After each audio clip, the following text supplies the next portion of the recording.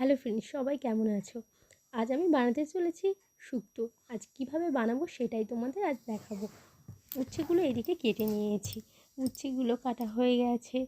এদিকে পেঁপে কেটে নিয়েছি বড় বড় করে, বিনস, গাজর, আলু, শিম, বিনস সব একসঙ্গে কেটে নিয়েছি। এবারে আমি বেগুনটা লম্বা লম্বা করে কেটে নেব। কেটে নিয়ে থালায় সাজিয়ে রাখলাম। সাজিয়ে রাখার পরে ওইদিকে তেলটা গরম করতে দিয়েছিলাম, তার উপরে উচ্ছেগুলো দিয়ে দিলাম, লাল লাল করে ভেজে নেব। তারপর বিনসটাও কড়া করে ভেজে নেব, নিয়ে শিমটা ভেজে নিলাম। একে একে সব সবজিগুলো ভেজে নিয়েছিলাম, নিয়ে একটা থালাইতে আস্তে আস্তে রেখে দিচ্ছিলাম। এইগুলো সব এক জায়গায় করেছিলাম। ডালের বড়িটা ভেজে নিচ্ছি।